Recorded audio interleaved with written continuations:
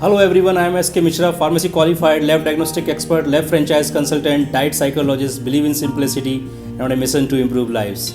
So आज हमारा topic है कि ऐसी कौन सी दवाएं हैं जो कि बालों के झड़ने और गंजेपन के लिए प्रूवन हैं या बहुत ही कारगर हैं। तो हम आज ऐसी 4 ड्रग्स के बारे में जानेंगे जो कि बालों के झड़ने और गंजेपन के लिए प्रूवन ड्रग्स हैं और जिनको कि वर्ल्ड वाइड US FDA से अप्रूवल भी है और बहुत बड़ी बड़ी स्टडीज़ उनके ऊपर हो चुकी हैं। तो आज हम जानेंगे ऐसी वो कौन सी 4 ड्रग्स हैं जो कि बालों के झड़ने और बाल्डनेस में रिस्पॉन्सिबल हैं। तो मैं आपसे रिक्वेस्ट करूंगा, अगर आपने चैनल को सब्सक्राइब नहीं किया है तो सब्सक्राइब करें, लाइक करें, शेयर करें और कोई भी क्वेरी है तो उस पर क्वेरी करें।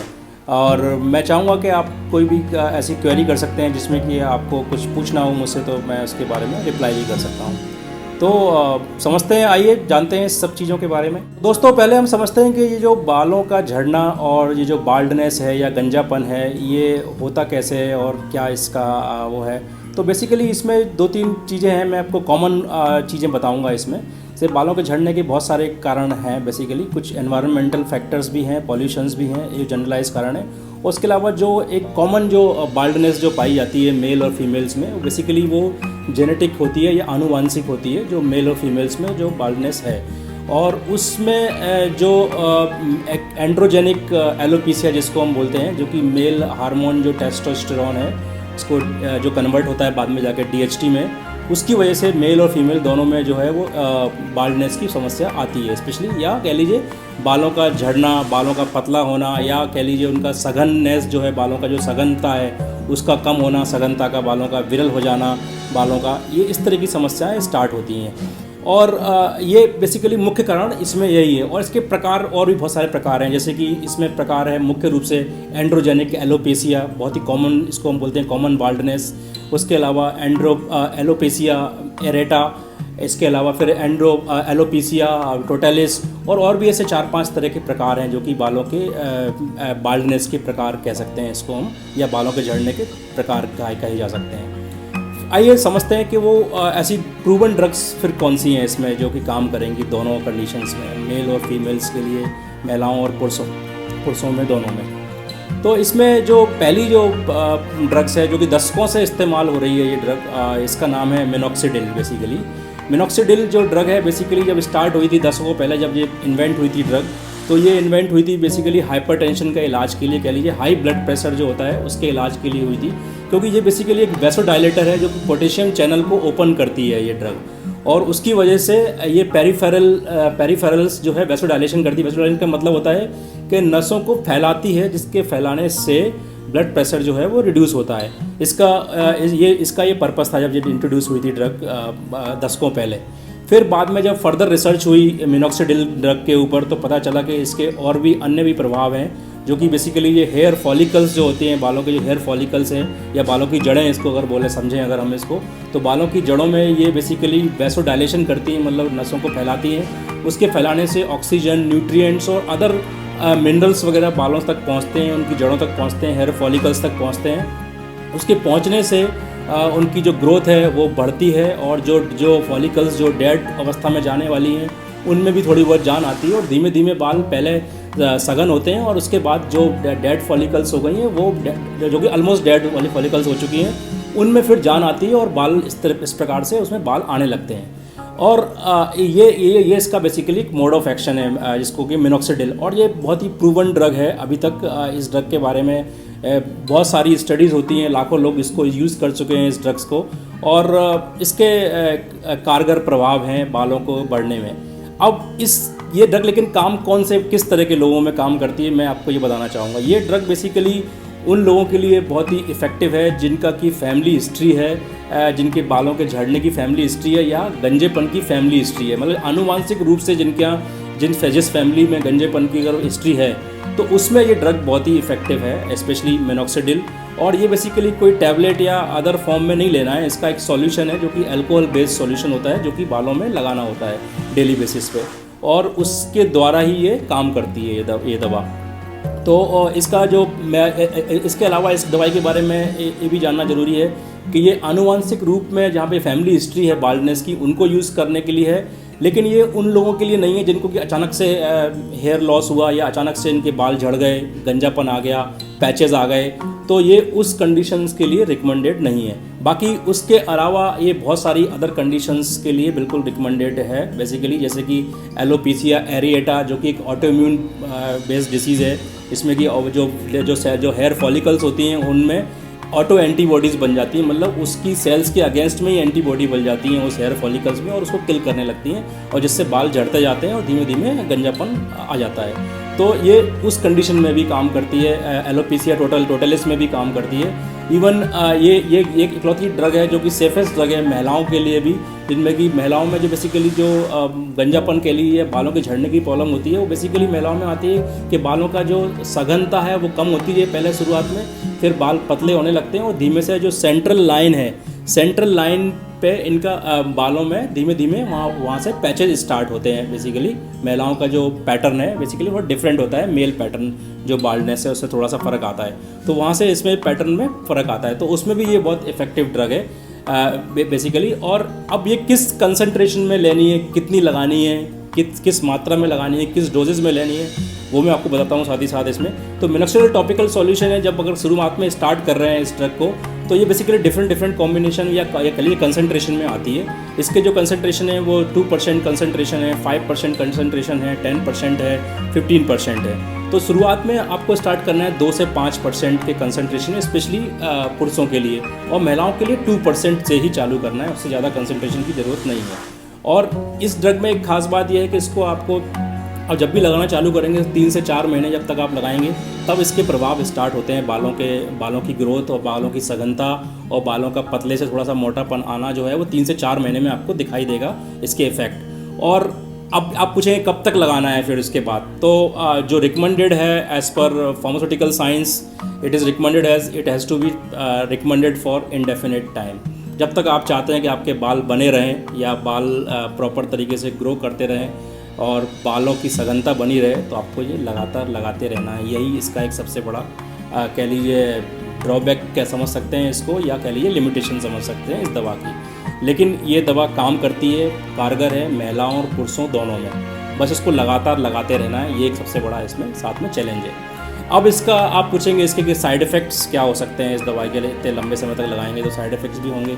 हाँ बिल्कुल कुछ साइड इफ़ेक्ट्स हैं, लेकिन फिर भी ये दवाई लाखों लोगों पे प्रूवन तौर पे यूज़ हुई है। तो इसमें कुछ साइड इफ़ेक्ट्स आते हैं, जैसे किसी को अगर अल्कोहल के लेके उनके स्कैल्प को अगर कोई सेंसिटिविटी है तो रेडनेस, पैचेस, स्केल्स वगैरह इस तरह की छोटी प्रॉब्लम्स आती हैं इस बेसिकली। एक बहुत बड़े कोई साइड इफ़ेक्ट्स नहीं है, कोई टॉपिकल सॉल्यूशन है, इसको हम किसी तरह से अंदर शरीर के अंदर नहीं ले जा रहे हैं, केवल टॉपिकली लगा रहे हैं और टॉपिकली भी एक लोअर कंसंट्रेशन में लगा रहे हैं, जिससे इसका एब्जॉर्प्शन जो है वो मिनिमल एब्जॉर्प्शन ही होगा अगर होगा अभी तो। और इसके दूसरे साइड इफ़ेक्ट्स जो आते हैं उसमें टैकीकार्डिया हो सकता है, किसी को अगर ज़्यादा कंसंट्रेशन में अगर यूज़ कर रहे हैं आप लगातार तो उस केस में टैकीकार्डिया हो सकता है, साथ में हाइपोटेंशन की प्रॉब्लम्स हो सकती हैं, बिकॉज क्योंकि ये वेसोडाइलेटेड ड्रग्स है, ऐसा कि मैंने आपको स्टार्टिंग में ही बताया। फिर एक क्वेश्चन आता है बहुत से लोगों को इस ड्रग के बारे में, एक मिथ भी है कि क्या ये ड्रग पुरुषों में खासतौर पे इरेक्टाइल डिसफंक्शन को भी पैदा करती है, क्या इसका साइड इफ़ेक्ट, या लिबिडो को कम करती है, या सेक्सुअल जो लिबिडो है उसके लिए भी ये कम करने में रिस्पॉन्सिबल है। तो मैं बोलूँगा कि इसके लिए अभी तक ऐसी कोई भी प्रूवन स्टडी या ऐसी पीयर रिव्यू स्टडीज़ किसी भी कंट्रीज़ में कहीं भी उपलब्ध नहीं है, कोई भी रिसर्च इसके ऊपर नहीं हुई है कि ये इस तरह से इसका कोई साइड इफ़ेक्ट अभी तक ऐसा पाया नहीं गया है। हाँ भविष्य में अगर कोई आता है, अगर ऐसा साइड इफ़ेक्ट आता है तो उसके बारे में बिल्कुल बताया जाएगा। बाकी इसका ऐसा proven side effect as of now अभी तक नहीं देखने को मिला है, स्पेशली सेक्सुअल डिसफंक्शन और इरेक्टाइल डिसफंक्शन और लिबिडो के संबंध में। तो ये एक बड़ी प्रूवन ड्रग है जिसके बारे में मैंने बताया। दूसरी जो ड्रग आती है इसमें उसका नाम है फिनेस्टेराइड। फिनेस्टेराइड भी बेसिकली जो ड्रग है, जब स्टार्टिंग में लॉन्च हुई, जब फिनेस्टेराइड जब ड्रग आई, जब इन्वेंट हुई, तो ये ड्रग लॉन्च हुई बेसिकली प्रोस्टेट के एनलार्जमेंट के पर्पस के लिए। इसको जिसमें पुरुषों में एक बीमारी होती है जिसमें कि प्रोस्टेट जो ग्रंथि होती है या प्रोस्टेट ग्लैंड है वो एनलार्ज हो जाती है, तो उस प्रोस्टेट एनलार्ज होने की वजह से उनके यूरिनेशन में प्रॉब्लम आती है, फ्रीक्वेंट यूरिनेशन उनको लगता है लेकिन यूरिन प्रॉपर्ली पास नहीं होता है और प्रोस्टेट ग्लैंड एनलार्ज हो जाती है, उससे यूरेटर जो है वो सिकुड़ जाता है वहाँ से। दब जाता है बेसिकली, उससे यूरिन पास होने में समस्या आती है। तो ये बेसिकली उस समस्या के लिए ये ड्रग का इजाद हुआ था, या कह लीजिए इन्वेंट हुई थी बेसिकली। इसको हम टेक्निकली टर्म में बोलते हैं बेनाइन प्रोस्टेट हाइपरप्लासिया, यानी प्रोस्टेट का बढ़ जाना। उस समस्या को सॉल्व करने के लिए ये ड्रग को लाया गया था, फिनास्टेराइड। ये बेसिकली ऑरल ड्रग है, इसको कि गोली की फॉर्म में खाना होता है। और इस ड्रग का जो मोड ऑफ एक्शन है, कह लीजिए ये एक एंजाइम होता है, इसको हम बोलते हैं 5 अल्फा रिडक्टेस। एक एंजाइम है जो कि बेसिकली टेस्टोस्टेरोन जो हार्मोन है उसको कन्वर्ट करता है डाईहाइड्रोटेस्टोस्टेरोन में। डाईहाइड्रोटेस्टोस्टेरोन का जो मैक्सिमम कंसंट्रेशन है वो बेसिकली प्रोस्टेट ग्लैंड में और हेयर फॉलिकल्स में पाया जाता है। तो शुरुआत में ये ड्रग्स जो है वो लॉन्च हुई बेसिकली प्रोस्टेट के एनलार्ज प्रोस्टेट को ठीक करने के लिए, यानी ये ड्रग बेसिकली प्रूवन ड्रग है एनलार्ज प्रोस्टेट को सिकोड़ने में, या कह लीजिए उसको श्रिंक करती है प्रोस्टेट को, और जो प्रॉब्लम हो रही है पुरुष पेशेंटों को उसको रिलीव करती है बेसिकली। तो इसका एक खास मोड ऑफ एक्शन था। लेकिन over the period of time समझ में आया इस ड्रग का कि एक अनदर मोड ऑफ एक्शन भी है, जो कि ये हेयर फॉलिकल्स में भी DHT है। तो वहाँ पे जो एंजाइम है बेसिकली 5 अल्फा रिडक्टेज, इस एंजाइम को इनहिबिट करती है, तो उससे वो DHT फॉर्म नहीं हो पाता, उसकी मात्रा कम बनती है हेयर फॉलिकल्स में, तो उससे बालों की झड़ने की समस्या को भी ये दूर करती है। तो इसका जो मोड ऑफ एक्शन है वो बेसिकली जो टेस्टोस्टेरोन हार्मोन से उससे जुड़ा हुआ इसका मोड ऑफ एक्शन है। तो और ये जो इसको बोलते हैं हम एंड्रोजेनिक एलोपेसिया, या एंड्रोजेनिक का मतलब होता है मेल हार्मोन्स की अधिकता की वजह से जो एलोपेसिया होता है या बाल्डनेस होती है, ये मेल फीमेल दोनों में पाया जाता है। फीमेल में थोड़ा सा डिफरेंट तरीके से इसके हार्मोन्स जो हैं वो प्ले करते हैं रोल, क्योंकि वहाँ पे जब समस्या होती है महिलाओं में PCOS की, इसको बोलते हैं पॉलीसिस्टिक ओवेरियन डिसीज़, जिसमें कि ओवरीज में सिस्ट पड़ जाते हैं, तो उसकी वजह से जो हार्मोनल इम्बैलेंसेस होते हैं, स्पेशली DHEA एक हार्मोन होता है डाईहाइड्रोएपी एंड्रोस्टेरोन, वो आगे जाके जो है वो टेस्टोस्टेरोन फॉर्म करता है, और टेस्टोस्टेरोन से फिर वापस से DHT बनता है, जो कि बालों के झड़ने की समस्या, बालों के पतलापन, सघनता को कम करने में रिस्पॉन्सिबल होता है महिलाओं में। तो फिनास्टेराइड जो ड्रग है बेसिकली ये इस तरह से काम करती है, और ये भी US FDA अप्रूव्ड ड्रग है बालों के झड़ने की समस्या को रोकने के लिए और बाल्डनेस के इलाज के लिए, स्पेशली एंड्रोजेनिक एलोपेसिया के ट्रीटमेंट के लिए। और ये BPH की दवाई तो है ही, तो ये इस ड्रग के डबल एक्शन है। और ये दवा भी महिलाओं और पुरुष दोनों में यूज़ की जा सकती है, लेकिन महिलाओं में खास तौर पे सावधानी बरतनी है। अगर जो भी महिला अगर कंसीव करने के लिए जा रही हैं तो उनको ये ड्रग स्ट्रिक्टली नहीं लेना है, प्रेगनेंसी में ये ड्रग स्ट्रिक्टली यूज़ नहीं करना है। ये इसका स्ट्रिक्ट इसका नोटिफिकेशन है कह लीजिए, या डिस्क्लेमर है इस ड्रग के साथ में। अदरवाइज़ जो महिलाएं अगर उनको प्रेगनेंसी अगर प्लान नहीं कर रही हैं किसी भी तरीके से, या कंसीव होने का कोई प्लान नहीं है, वो ये ड्रग यूज़ कर सकते हैं। हाँ, इसके जो ड्रग के जो डोजेज़ हैं वो महिला और पुरुषों में दोनों में अलग अलग हैं। बेसिकली पुरुषों में जो बेसिकली जो फिनास्टेराइड जो ड्रग है, इसका जो कंसंट्रेशन यूज़ करते हैं, या जो इसका जो मात्रा यूज़ करते हैं पुरुषों में, ये 1 मिलीग्राम से स्टार्ट करते हैं इसको। 1 मिलीग्राम की कंसंट्रेशन की एक गोली है, दिन में एक बार लेनी होती है इसको। और ये हेयर ग्रोथ से लेके हेयर फॉलिकल्स के मैच्योरेशन में बहुत हेल्प करती है, क्योंकि जो बेसिकली DHT जो है इसके बारे में आपको मैं थोड़ा सा डिटेल देना चाहूँगा। जो टेस्टोस्टेरोन से जो कन्वर्ट होकर जो एंजाइम बनता है जो कि DHT, वो टेस्टोस्टेरोन से भी ज़्यादा पोटेंशियल हार्मोन होता है। और DHT जो है वो हेयर फॉलिकल्स पे एक रिसेप्टर होता है, वहाँ उस रिसेप्टर के प्रति ये बहुत सेंसिटिव होता है।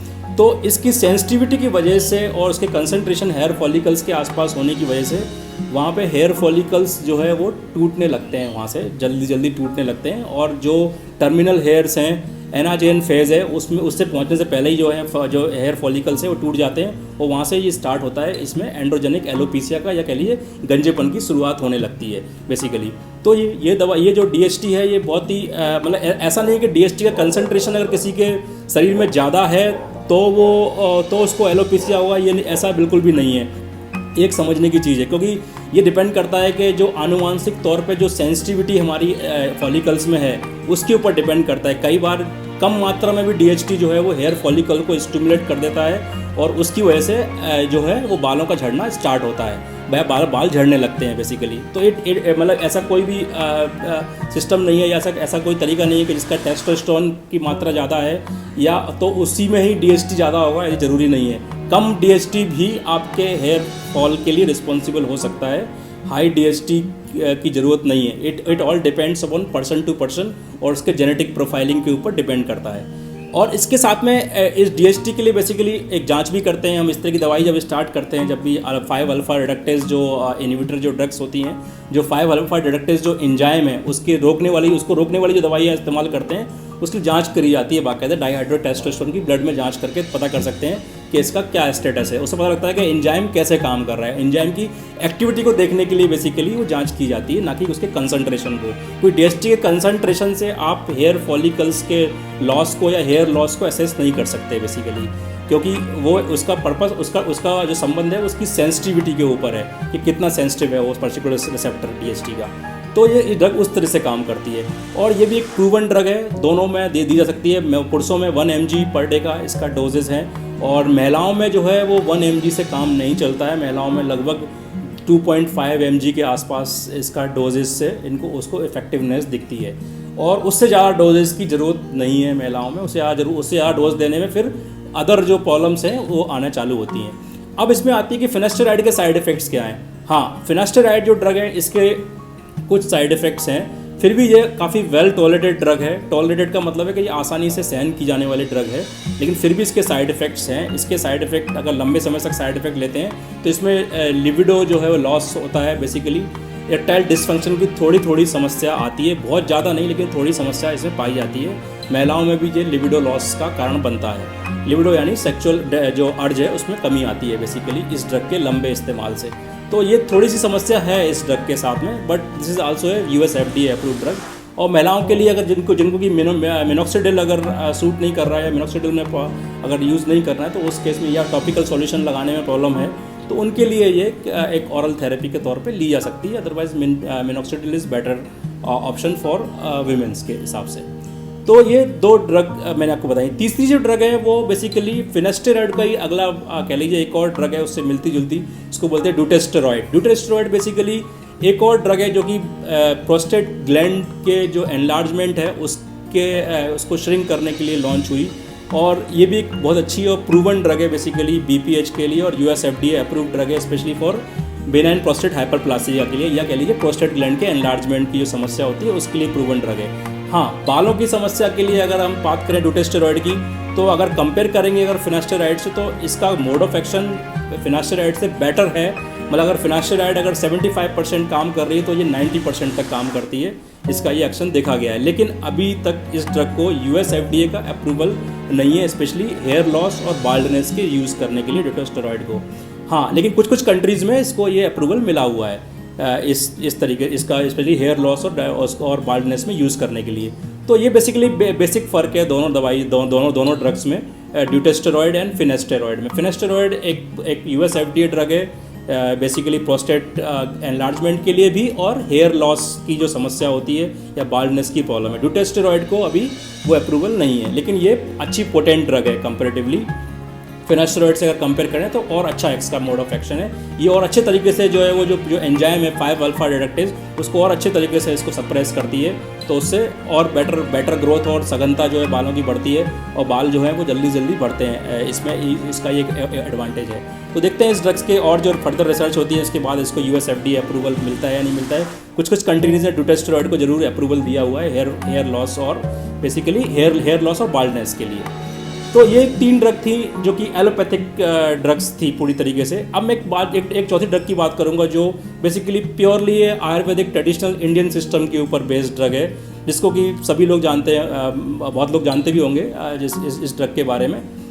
इसको ये ड्रग कह लीजिए, इसको ऑयल कह लीजिए, what ever you call it, इसका नाम है भृंगराज। तो भृंगराज बेसिकली एक श्रब है, बेसिकली एक पौधा है जिसके कि डिफरेंट जिससे कि इसका एक्सट्रैक्ट कह लीजिए भृंगराज का जो हस्क है उसको हम यूज़ करते हैं अल्कोहल के साथ में मिला के, अगर उसको यूज़ किया जाए एज ए टॉपिकल सॉल्यूशन, तो वो भी एक हेयर ग्रोथ के लिए बड़ा ही इफ़ेक्टिव और प्रूवन फार्मूला है कह लीजिए इसको, स्पेशली आयुर्वेदिक ट्रेडिशनल मेडिसिन में।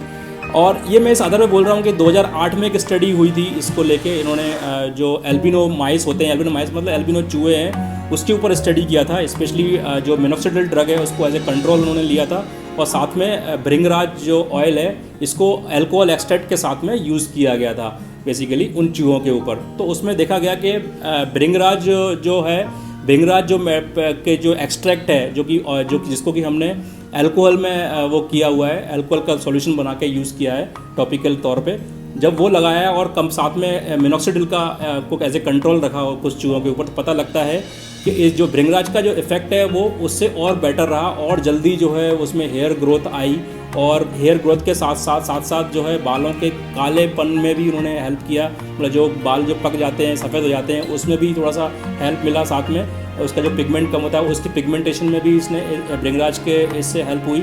साथ ही साथ हेयर फॉलिकल्स की ग्रोथ भी इसमें अच्छी पाई गई और साथ में सघनता और बालों का जो पतलापन है वो भी बेटर हुआ, मतलब बाल और मोटे हुए उससे।